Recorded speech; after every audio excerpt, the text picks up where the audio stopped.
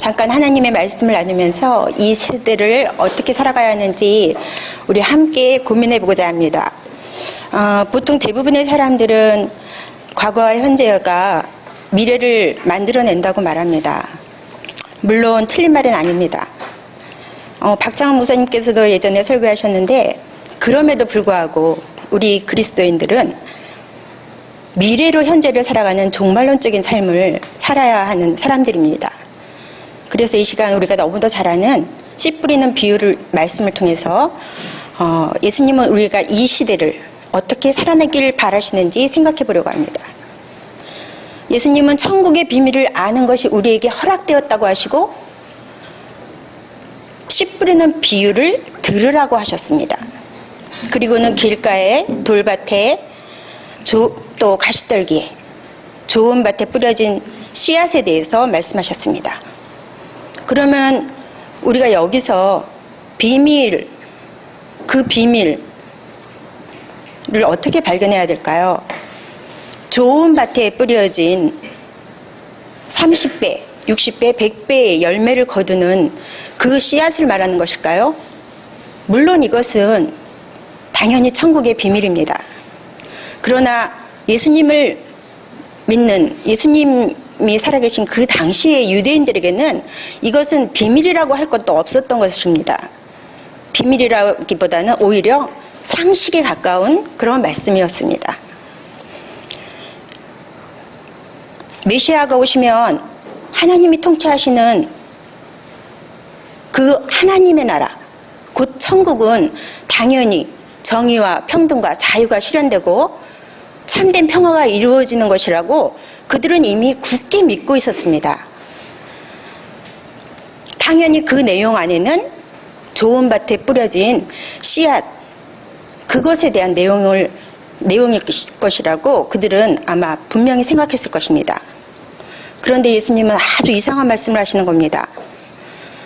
전능한 하나님의 말씀대로 당신이 메시아로 이미 오셨고 하나님 나라가 가까이 왔다고 하시면서 그 말씀을 강하게 선포하시면서 오히려 전능한 창조주의 그 위대하신 말씀이 아주 무력하게 된다고 하는 주장을 하시는 겁니다.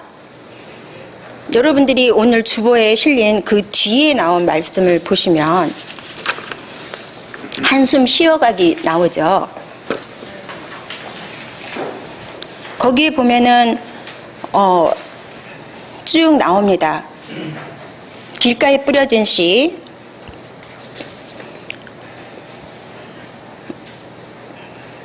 길가에 뿌려진 씨는 오히려 마귀가 와서, 여기서는 악한 자라고 표현되어 있지만은 누가복음이나 마가복음에는 사단이라고 표현되기도 하고 또 새라고 표현되기도 합니다. 그 악한 자가 와서 말씀을 다 빼앗아 간다고 얘기합니다.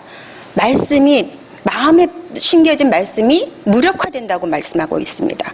그리고 또 연이어 말씀하시는 돌밭에는 뿌려진 씨는 환경에 절대 못 이기는 그렇게 무력한 말씀이라고 얘기하고 있고, 가시떨기에 뿌려진 그 씨앗의 말씀은 요즘 시대와 가장 가깝다고 생각하는데, 세상의 욕심과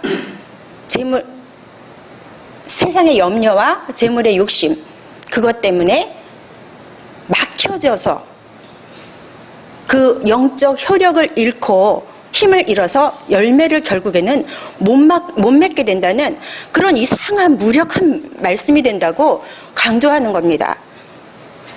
이 시대의 사람들이 이 말씀을 들을 때에는 정말 상상할 수도 없는, 말도 안 되는 비상식적인 말씀을 전한다고 생각했을 것입니다. 그렇게만 생각한 것이 아니라 완전히 이단에 가까운 그런 말씀을 선포한다고 생각했을 것입니다. 실제로 바울 사도는 예수 믿는 사람을 죽이려고 다닐 때 나사렛 예수를 어떻게 표현했냐면 나사렛 이단이라고 말했습니다. 나사렛 이단을 죽이려고 자기가 쫓아다닌다고 그렇게 얘기했습니다. 이 말씀은 듣도 보도 못한 비상식적인 말씀이고 정말 이단에 가까운 그런 말씀으로 그들에게 받아들여졌습니다. 그런데 말씀 한 구절 보겠습니다. 마태복음 거기 아까 한숨 쉬어가기에 있는 말씀 16절, 13장에 나오는 말씀입니다. 마태복음 13장 16절 우리 다 같이 한 목소리로 읽겠습니다. 시작. 그러나 너희 눈은 봄으로 너희 귀는 들음으로 복이 있도다. 예, 거기까지만. 근데 이 말씀을 듣는 사람은 실제로 복이 있다고 얘기합니다. 정말 여러분들 전능자의 그 위대한 말씀이 무력화되는 그 소식이 여러분들한테 정말 복이 됩니까? 복이 된다고 확신하십니까? 그런 이 말씀이 무너지고 복음이 받아들여지지 않는 세대가 분명히 온다고 지금이라고 예수님은 선포하고 계십니다. 말씀 한 구절 더 보겠습니다. 어린이 설교 본문에 나오는 말씀 보겠습니다. 어린이 설교 말씀 거기 쉼터에 언덕 쉼터에 나오는 말씀 마태복음 16장 11절부터 읽겠습니다. 시작. 대답하여 이르시되 천국의 비밀을 아는 것이 너희에게는 허락되었으나 그들에게는 아니 되었나니 무릇 있는 자는 받아 넉넉하게 되되 없는 자는 그 있는 것도 빼앗기리라. 여러분들 여기에서 분명히 하나님 예수 그리스도를 통해서 말씀을 주시는데 우리 말씀이 무너지고 복음이 받아들여지지 않는 이 세대에 하나님의 말씀은 얼마든지 무력화될 수 있다는 이 천국의 비밀, 이거를 꼭 붙들고 가셔야 됩니다. 안 있는 복음까지 다 잃어버린다고 말씀하시고 그 말씀을 잃어버리지 않는 자는 끝까지 잃어버리지 않는 자는 더 풍성하게 된다고 얘기합니다. 그래서 바울 사도가 이 간절한 마음을 담아서 데살로니가에서 성도들에게 축도하듯이 그렇게 전한 말씀이 있는데 우리가 이것으로 오늘 서로에게 축복 기도를 하기를 바랍니다. 거기 언덕길 쉼터에 나온 데살로니가전서 5장 23절 말씀을 읽으실 때 이게 나한테 들려지는 말씀이라기보다는 옆에 있는 사람들에게 정말 끝까지 우리 같이 가자 이렇게 전하는 축복하는 그런 기도로 읽어주시길 바랍니다. 다 같이 읽겠습니다. 시작. 평강의 하나님이 친히 너희를 온전히 거룩하게 하시고 또 너희의 온 영과 혼과 몸이 우리 주 예수 그리스도께서 강림하실 때에 흠 없게 되기를 원하노라. 아멘. 그래서 오늘 말씀은 여기서 마치려고 하는데 도종환님의 시가 거기 그 뒤에 한숨 쉬어가기에 실려 있죠. 이것이 하나의 좋은 씨를 좋은 밭에 뿌려진 씨앗의 그 삶의 한 방편이기도 해서 제가 이 시를 써나왔는데 오디오로 이 시간에 준비된 오디오로 이 말씀을 듣기로 하겠습니다. 도종환. 맨 앞에 서진 못하였지만 맨 나중까지 남을 수는 있어요. 남보다 뛰어난 논리를 갖추지도 못했고 몇 마디 말로 대중을 휘어잡는 능력 또한 없지만 한 번 먹은 마음만은 버리지 않아요.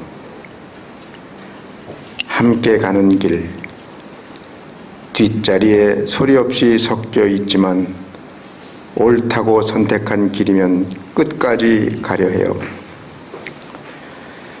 꽃 지던 그 봄에 이 길에 발디뎌 그 꽃 다시 살려내고 데려가던 바람이 어느새 앞머리 하얗게 표백해 버렸는데 앞에 서서 그렇게 자신만만하던 이들이